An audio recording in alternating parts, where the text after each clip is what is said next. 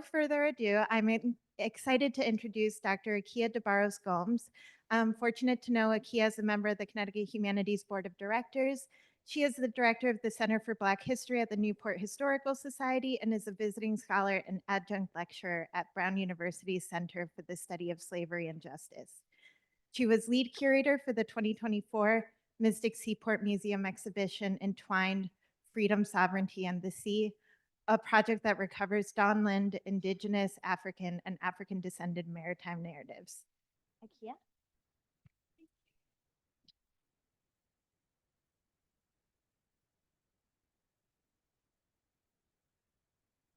Thank you, Cindy. Can everyone hear me okay?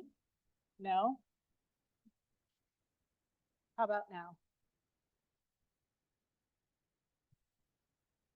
Maybe my microphone isn't close enough. Let's see.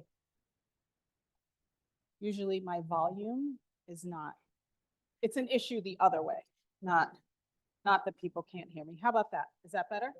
Perfect. Okay. Really honored to be the closing keynote speaker today. And I'm really honored that so many people stayed to actually hear me speak. I'm going to do my least favorite thing. I really dislike going to discussions or presentations where the person reads. I'm going to read quite a bit only because maybe it's me getting older, but when I do not read and stick to the script, I go off on tangents. And the last time I did that, I didn't actually get to the point of what I was supposed to say in my presentation. So I'm going to read so that I stay on script, mostly. And so in this closing discussion, I want to explore, sit with, and be okay with the contradictions that arise in our work. And I'll talk about some of those contradictions I've had to work with in putting together the exhibition that Cindy mentioned, Entwined Freedom, Sovereignty, and the Sea, and also the contradictions I deal with now. When we created Entwined, and when I say we, not we Mystic Seaport, we Black and Indigenous community members sharing our stories with Mystic Seaport Museum visitors. When we put together Entwined, we were fully aware that the exhibition would be Mystic Seaport's lead into 2026. And it would also represent African descended and Dawnland Indigenous perspectives on concepts of sovereignty and freedom leading up to the 250th.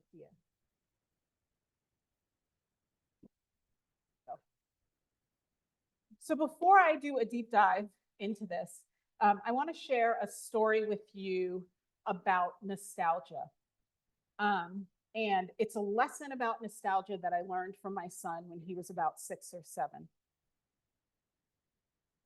And just to backtrack a little, I say he was 6 or 7, but please understand from the time my son was 6 weeks old, he was dragged along to work with me.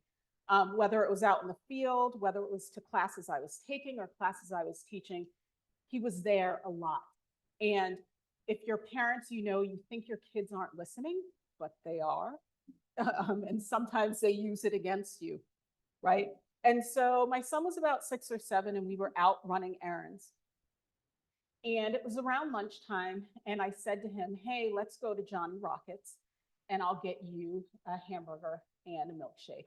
You'll love it. It's this really cool 50s style diner. You know, they've got a jukebox. It'll be really fun. And he was like, oh, I'm not really that hungry, which surprised me. So we finished running our errands. And then before we went home, I said, hey, why don't we go and get that burger and the shake? And he was like, no, I just want to have lunch at home. So I was like, okay, that's pretty weird. And when we got home, what he said to me was, Mom, I didn't want to go to that restaurant because I didn't want to have to sit in a black section and I didn't want to not be able to use the bathroom. And I was like, whoa. And then it occurred to me, I said it was a 50s style diner. And I was expecting my son to feel the nostalgia for the 50s and poodle skirts and diners and malts. But my son hadn't yet absorbed the nostalgia of the 50s. So what my son was thinking about was segregation at 6, right? Segregation and racial violence. And that's the first time maybe that I thought about the danger of nostalgia and how dehumanizing nostalgia can be. because it makes us forget about lived experiences. It's a nice balm, right? BALM, nice balm for today, for us to be able to look back and say how great things were, right? But often when we engage in that nostalgia, we forget about the lived experiences of people. And so I bring that up only because we are about to embark on lots of reenactments and people dressing up in colonial garb, right, to celebrate the 250th.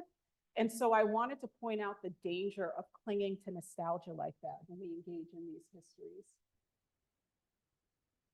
I'm not quite figuring out.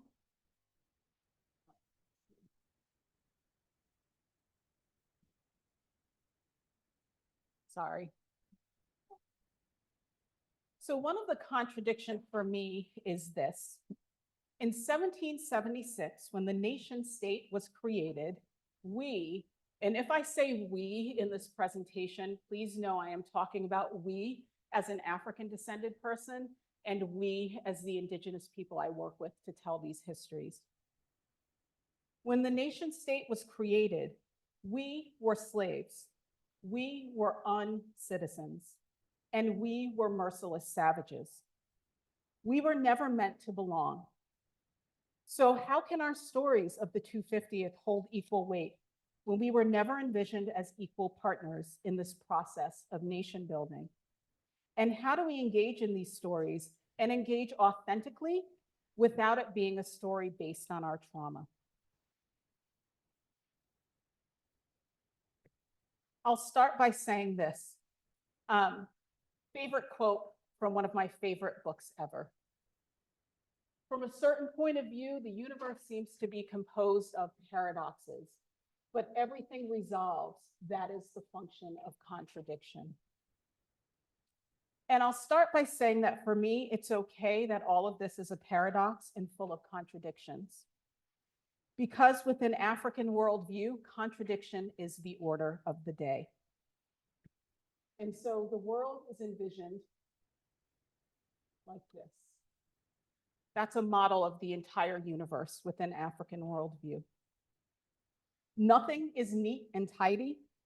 The universe is always working to steady itself. And if we all, meaning everything in creation, stay on our paths and do our work, things would be balanced. But we know that that doesn't happen. I think the frustration in non-Indigenous Western thought is that there's an assumption that we should be able to figure these things out and come up with reasonable explanations about our history. We should be able to make all of this make sense.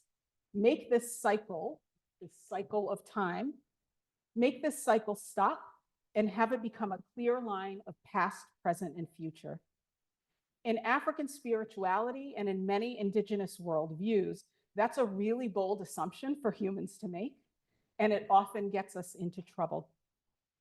And I should say that even though I have the honor of being the closing keynote today, within African spirituality, it is not my job to convince you to see the world I see it, because the world operates the way it operates, whether we believe it or not.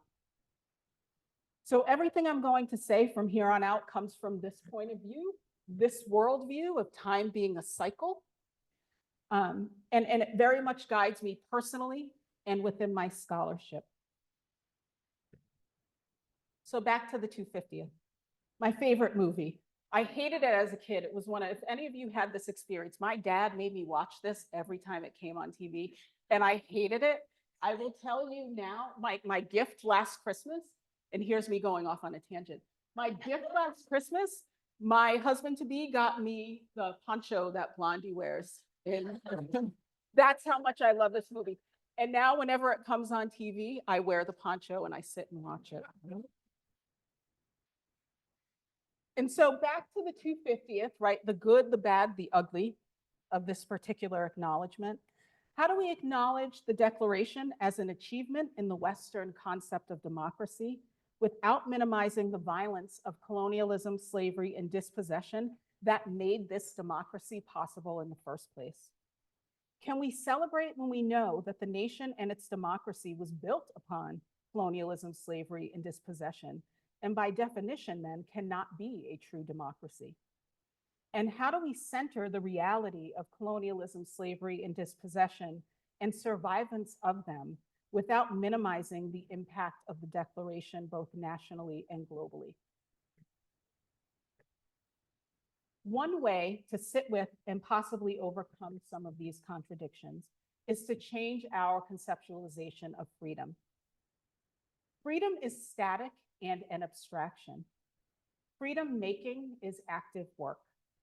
A focus on freedom making acknowledges that freedom is not an endpoint, but an ongoing set of processes and practices that move us toward liberation.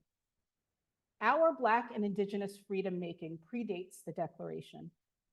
The merciless Indian savagery mentioned in the Declaration that will always appear in the fundamental founding document of this country, and which was ultimately resistance to settler colonialism and loss of land, was freedom making. Maintaining our heathenish religious practices that kept us in touch with ancestors and our own humanity, when the constant message to us was that we were not fully human, and maintaining so-called heathenish spiritualities, lost my place, heathenish spiritualities that help guide us and protect our bodies from European American ownership was freedom making. Giving enslaved and indentured children seemingly ridiculous names so you could find them if separated was freedom making. Knowing when and how to submit and breathe to resist another day was freedom making. Mothers who chose to murder their own children rather than having them live in cruel bondage were freedom making. Indigenous and Black men that either fought on the side of the revolution or were British loyalists in a place where they knew they would not see true freedom or equality, but were weighing options for making a decent life, were freedom making. And because this is an ongoing process, challenging the simplistic celebration of 250 years of democracy is freedom making. When we created the exhibition Entwined, Freedom, Sovereignty, and the Sea, our point of view was this, and it might be difficult to read.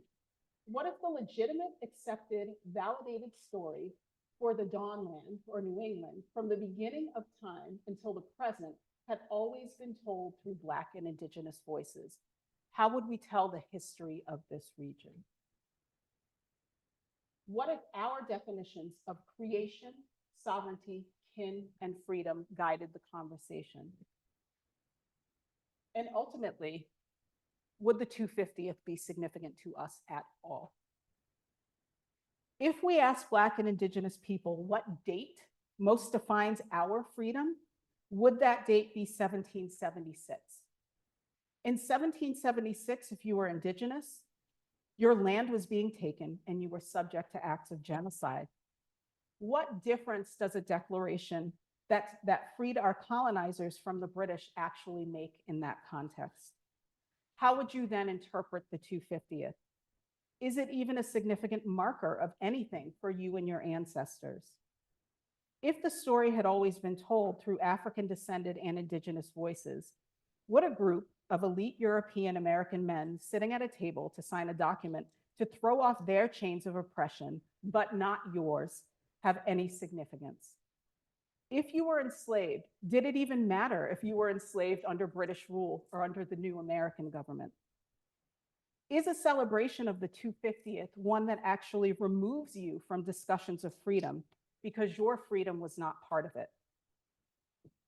How do we tell stories that generate those questions and allow space for that dialogue and explore and validate those perspectives as part of our conversation on America 250? One example of this is within the exhibition Entwined. This was a project that looks at New England not as a city upon a hill, founded in freedom and justice, but as a site of colonialism, slavery, and dispossession, and telling Indigenous and African descended histories through that lens. I asked Black and Dawnland Indigenous community members, what is our story and how do we want to tell it? And the primary narrative we created had nothing to do with colonialism, slavery, and dispossession, because our histories are bigger than our trauma and predate the disruptions of colonialism, slavery, and dispossession by millennia. When we center colonization, slavery, and the Declaration, in our narratives, it continues to center the colonizer and the enslaver rather than our own ancestors and their stories. Though fragmented by colonialism, slavery, and dispossession, African-descended and indigenous peoples have been doing the work to make our communities whole. There are actual stories of our freedom-making, of our joy, and of our kin and our community. Our deeply embedded histories and knowledges are what enable us, and enable in the present, not past tense, enable us to survive ongoing colonialism, continuing systems of slavery, and continued dispossession of land.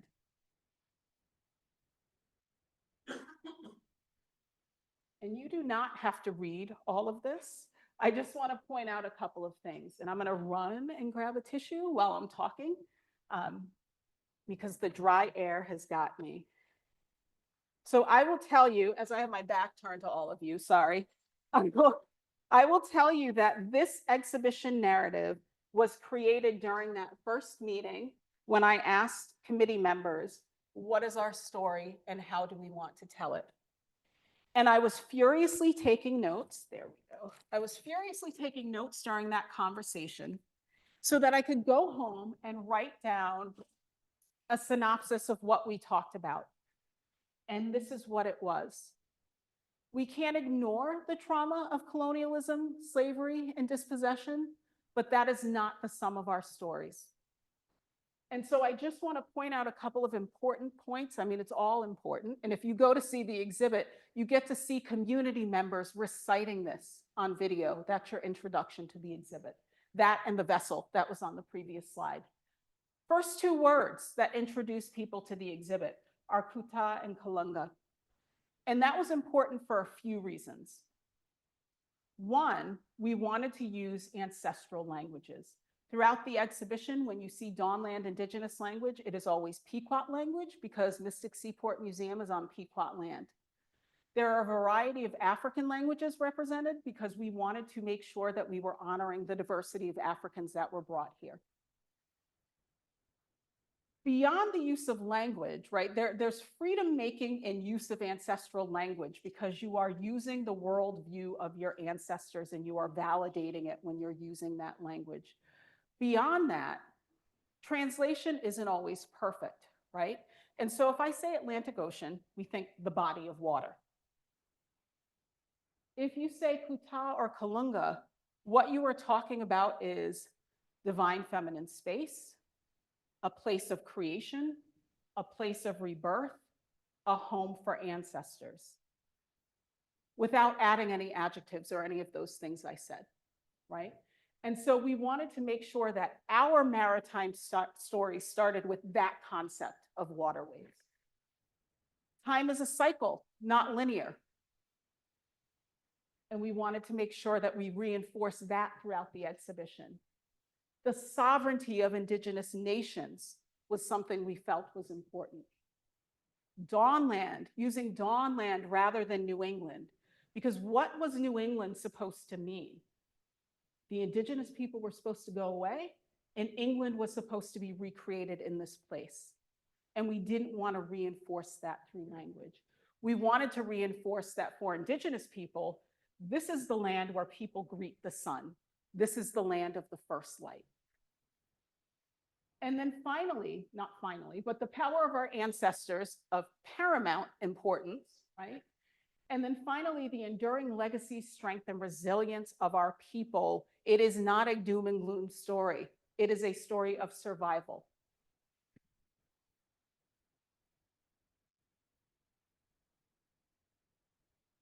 This one, I think I have it figured out.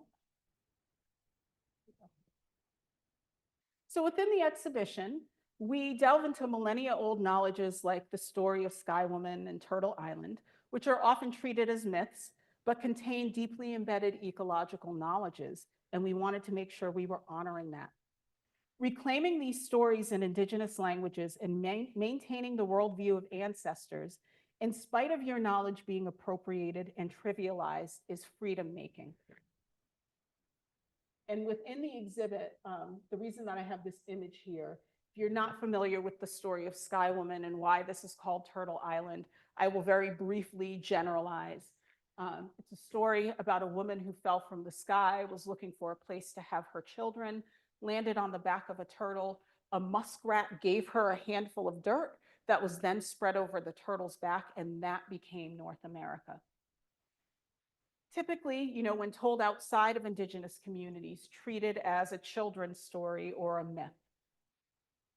But if you look at the back of a turtle shell, any turtle in the world, any tortoise in the world, if you look at the back of the shell, within the center part of the shell, there are always 13 big plates. Around the circumference of the shell, there are always 28 small plates. 13 and 28. 13 cycles of 28 is a lunar year, right? A calendar that makes much more sense than the calendar we use with leap years and daylight savings and all of that. And so if we are on the back of a turtle, doesn't it make sense that a turtle is our guide for how to survive on the landscape throughout the course of the year, right? And that's what I mean when I say deeply embedded ecological knowledges. And I think, is our moon still up at Mashantucket? Okay. There may or may not be a really great exhibit on 13 moons at the Mashantucket Pequot Museum. Check it out online. Really, really great storytelling, contemporary art, etc., that tells the story of our moons. In the exhibition, right next to all of the turtle stuff where we're talking about Sky Woman and Turtle Island, we have this image, which is a Bakongo cosmogram with no explanation. One of the reasons that there's no explanation is because we wanted to honor African and indigenous history making as oral tradition.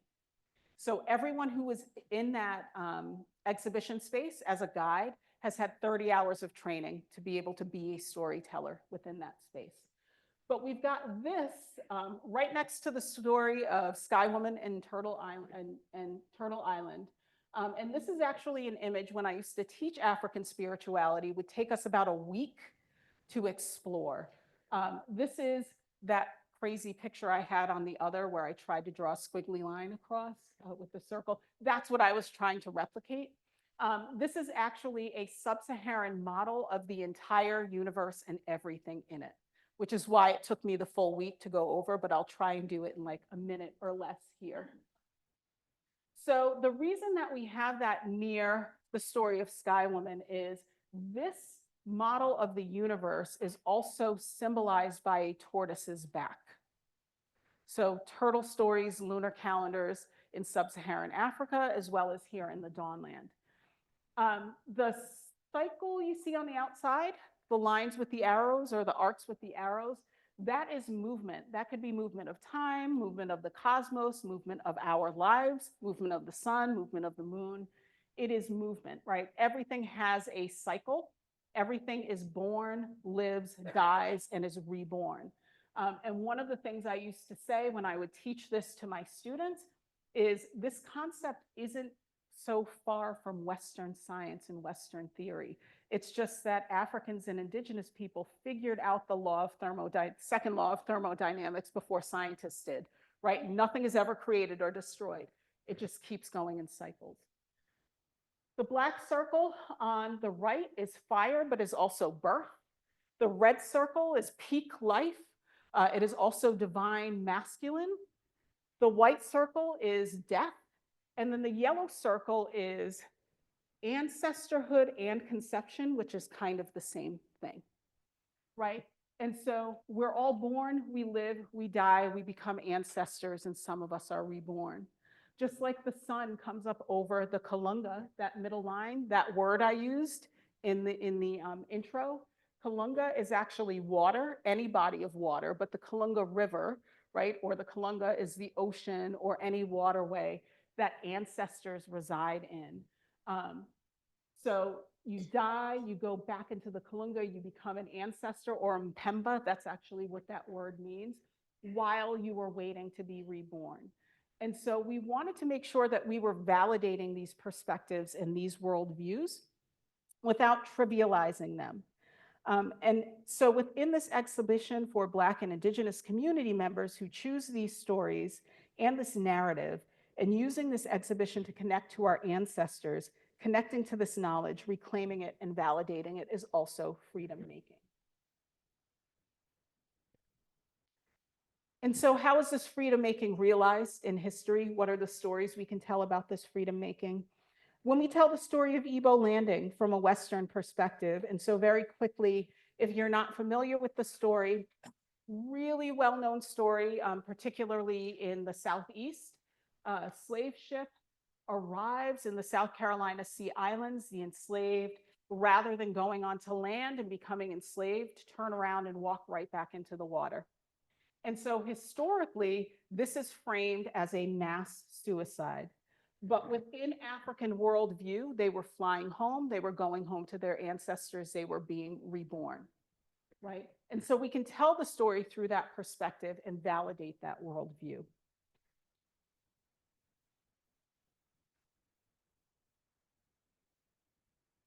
So it bears repeating at this point. Again, freedom making is active work. And a focus on freedom making acknowledges, once again, that freedom is not an endpoint. It's an ongoing set of processes and practices that move us toward liberation. And so this bundle, which is currently in the exhibition Entwined, Freedom, Sovereignty, and the Sea, was encountered under the attic floorboards of the Wanton Lyman Hazard House in Newport, Rhode Island, which is also, by the way, going to be the site of the Black History Center that I will be director of when it's up and running in 2026. It's a significant belonging that speaks to the maintenance and creative adaptation of African spirituality. Under colonization, the colonized have to be both novel and resonant. And by that, I just mean, you have to come up with new ways of thinking, new ways of being, but those new ways of thinking and being rely upon your existing worldview, your ancestral knowledge, but they need to adapt, right, for the reality of your new situation. And this is important to create identities, relationships with ancestors, and relationships with the natural world that speak to existence in a new place or while being colonized. This bundle is an example of that freedom making. And again, because of the discovery of the bundle, the house itself will be a center for Black history that highlights the lives of the enslaved in the house and throughout the city, and also acknowledges the city itself as the capital of the colonial and then American slave trade. This bundle, because of its fabric, dates to the second half of the 18th century, and in fact may have been collected and utilized by an enslaved man who later fought in the Revolutionary War. And there's the house. I'm currently looking at telling stories of freedom making in this house, which is on the National Historic Register and is on the Washington-Rochambeau Trail. And the center will open beginning in 2026 significantly. And on the eve of and leading up to the revolution, we can explore the freedom making of people like, and I know you won't be able to read it, but Negro man Kassan, who was valued at, monetary value, valued at 160 pounds. Negro boy Bristow, who was valued at 140 pounds, right? And there's conflict and contradiction there, because often on these documents, people aren't named. It's just one slave male under 16, $140. So you have this tension between people being named and humanity being somewhat recognized, but then they're given a dollar value. Right? So Kassan and Bristow, and then Negro girl Jenny, valued at 90 pounds. That document's from 1743, by the way. This document is from 1764, I believe. One slave. 1774 census document. One Indian male under 16, name once known. Two Black males over 16, names once known. And then this manumission document, which actually names Cardardo as the man that was enslaved within the house. So if it were up to the archive, right, if we didn't have that bundle, this is all we would have to tell the stories of these individuals who were enslaved in the house.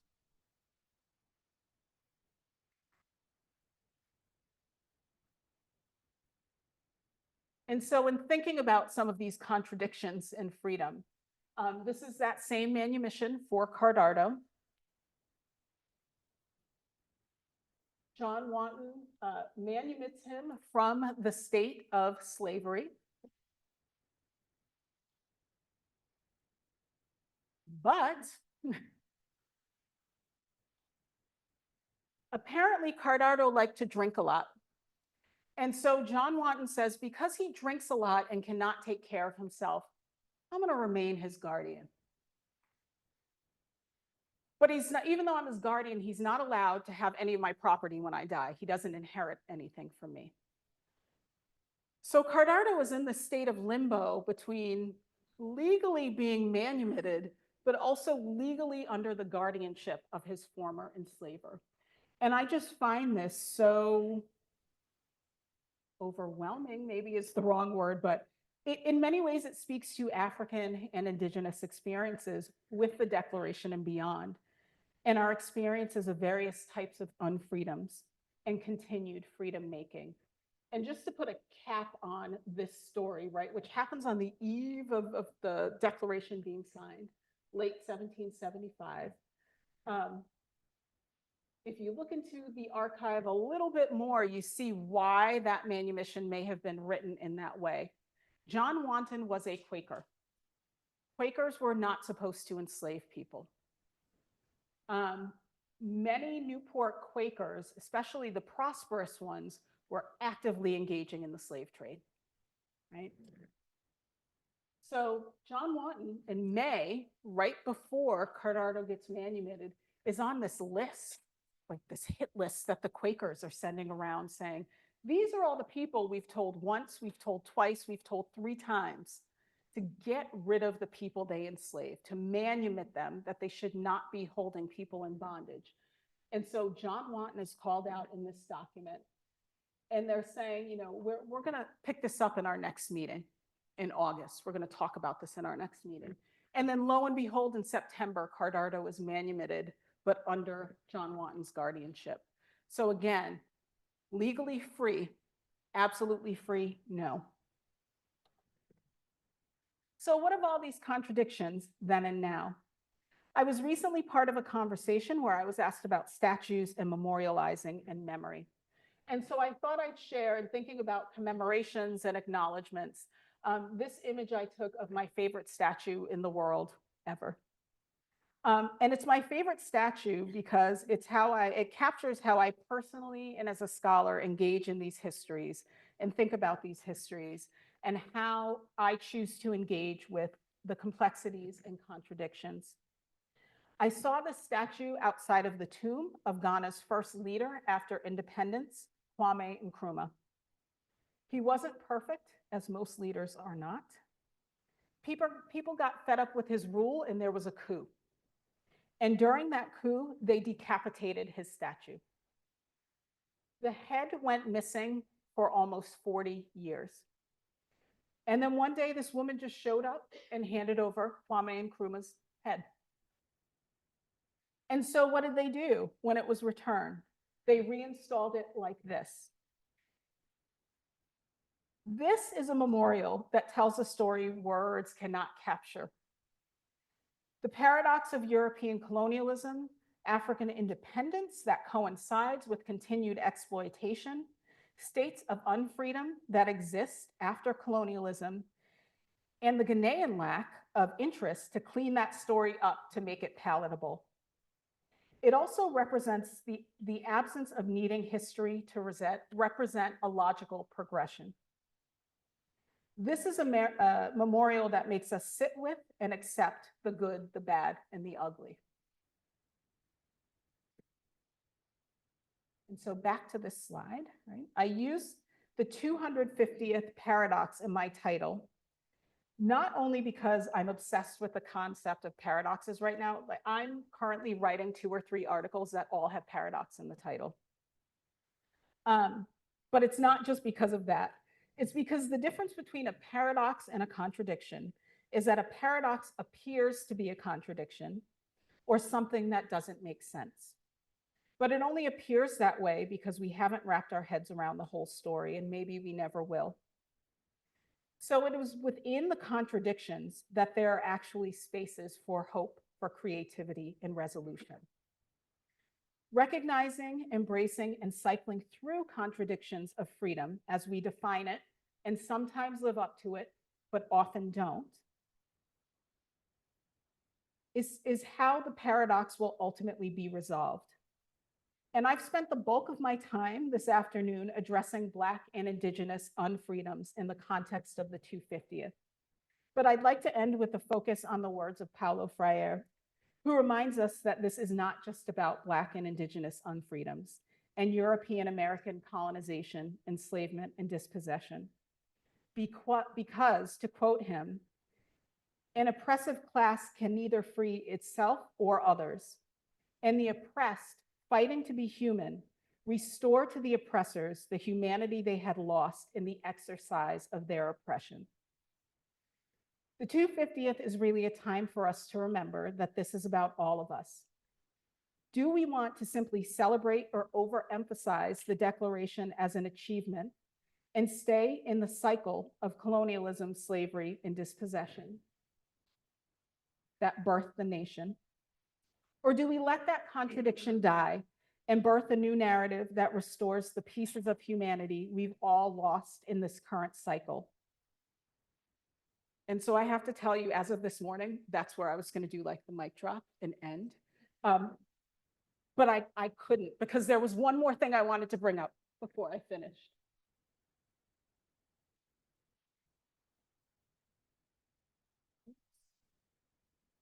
And this probably represents the wisest statement about the 250th that I have heard to date. And it was said by a 15-year-old.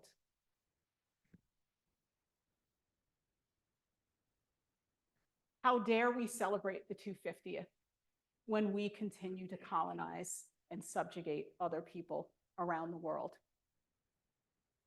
And so I will end on that note instead of the upswing I was on before. But I was just floored that a 15-year-old, when asked about, what do they think about the 250th, said those words. Pretty profound. So thank you. Thank you all.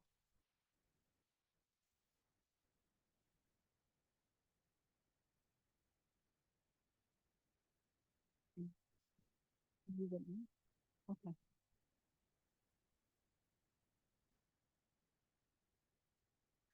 So if anybody has any questions, feel free to raise your hand and we'll bring the mic around. Keep an eye out. We've got time for a few questions. Fiona. Thank you for that. I was just, you can't do that to us. You're going to have to explain That's a whole other the presentation. context in which a 15-year-old is having this conversation. Could you elaborate a little bit more? Yes, some of you may have been there. Pauline, I know you were. Matt, you helped organize it. There was about a year ago a conference at Central Connecticut State University on the 250th. I believe the first 2 days of that conference was an engagement with high school students. And then the second 2 days were scholars on stage doing presentations. And so while the students were there, one of the students that was on stage got up to the podium and said that.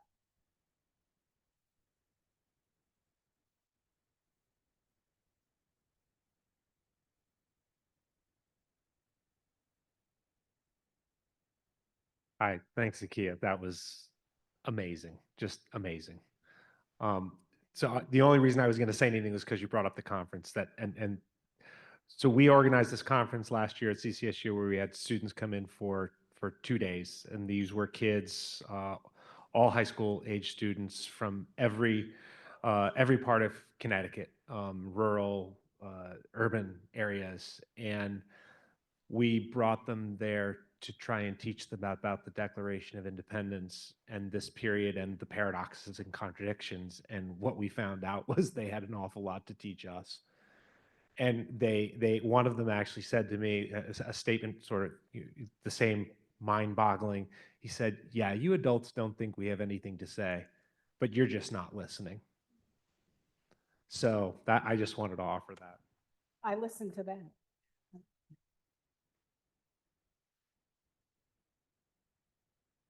Any other questions? Be right there.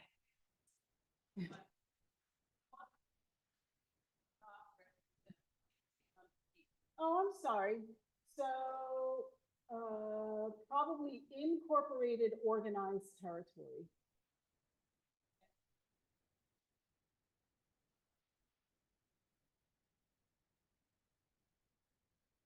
Oh, that's another. I'll be over there. One moment.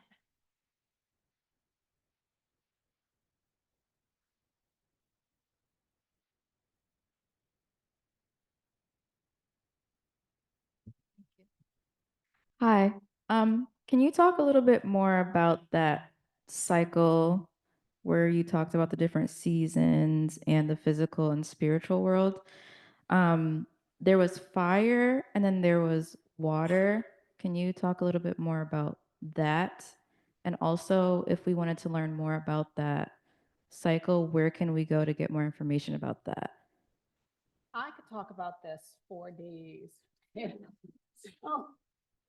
So I actually used to teach a course that was based on this. I can explain it as complexly, if that's a word, or as general as you would like, but just a couple of key things. So I mentioned the colunga, the horizontal line, being the separation between our sort of plane. It all exists together, right? And these things, and when you talk about African and indigenous spiritualities, things are often put into concepts that are way beyond our thinking, just so we can understand them as humans, right? The greatness of the universe in this tiny image. So the bottom, let's see, fire, water, the top is air, and the bottom is earth. I think when I used PowerPoint design, it cut those off. What else? The number 4, significant, 4 directions, 4 elements. One thing that really, I usually don't talk about this because people who know me really well know this, and I'm usually embarrassed to admit it.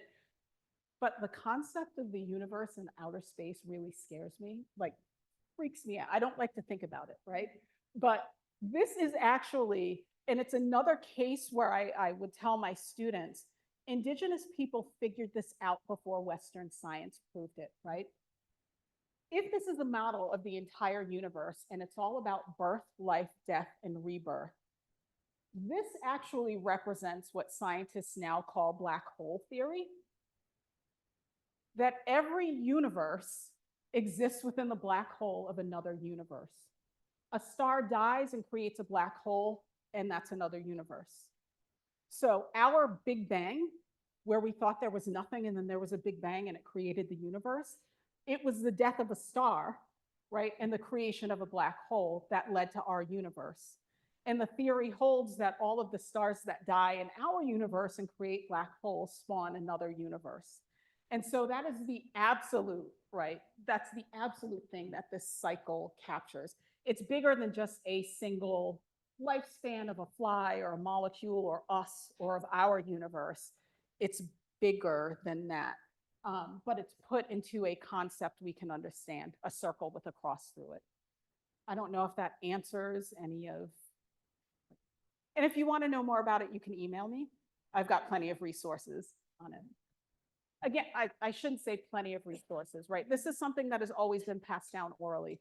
And so when people try to explore African spirituality, they are often at a loss because a lot of it's not written, partly because it's oral tradition, partly because when it is written, it can be appropriated and taken and then stolen without the community receiving any benefit from that. So it can be difficult to find that information, but I've got something. I'm working on it. So right now I'm teaching curatorial practice. Not necessarily, I mean, this absolutely comes into what I teach now. So on the last day of my curatorial practice class, we actually watched Space is the Place. Have any of you ever seen that? Have any of you ever heard of Sun Ra, the jazz musician? Yes. Okay. If you have Max, right, HBO Max, check out Space is the Place. It's this Afrofuturist telling of a story of urban poverty and jazz and all of that. And so I showed that movie, which kind of freaked some of the students out, but I showed that movie to demonstrate how this works in real time and space and how people utilize it in their daily lives. That was way off on a tangent, but by the way, while Cindy is walking over there, if any of you are Jimi Hendrix fans, I had a slide up here with Jimi Hendrix, but my son, I didn't put it on because my son, who should have been here, but he's not feeling well, told me to stop using Jimi Hendrix as an example of contemporary uses of this because Jimi Hendrix is not contemporary.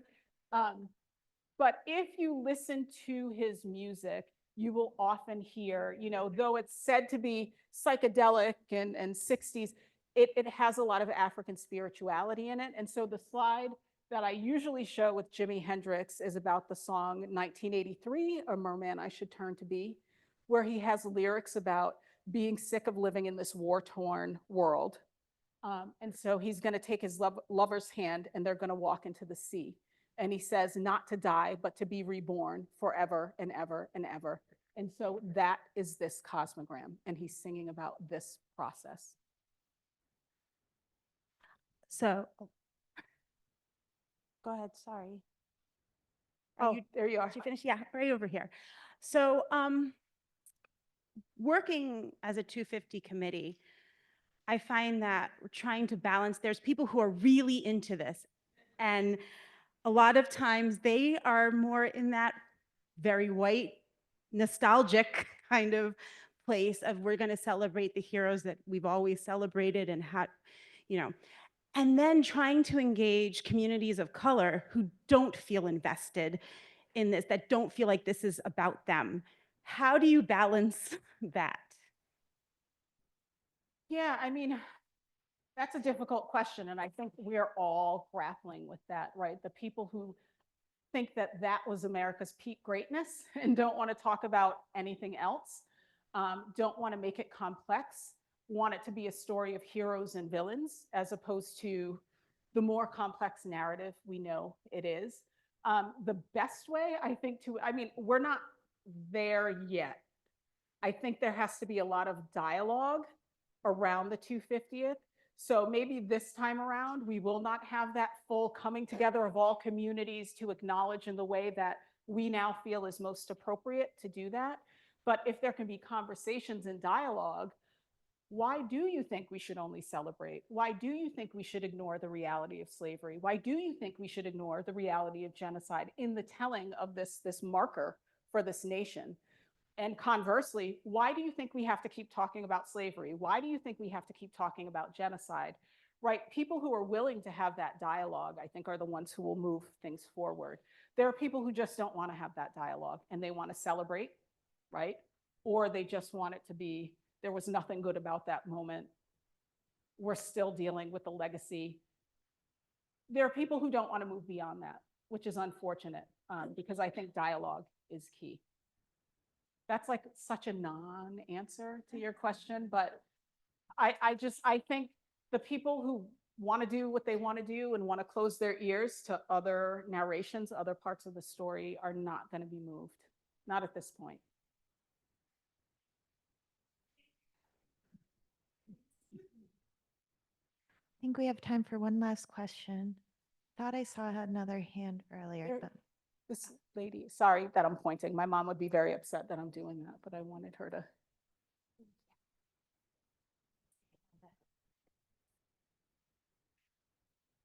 Hi, this Norm Berman is our board president. I'm with the Temple Beth Israel Preservation Society.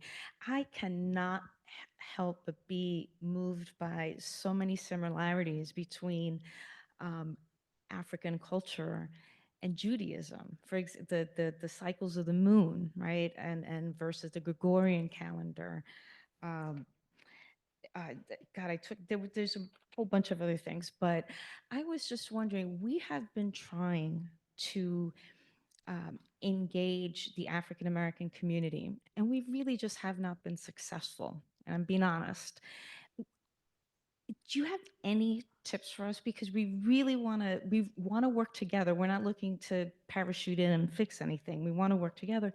We're just having a little difficulty. We're wondering if you had anything to say about that. Any tips?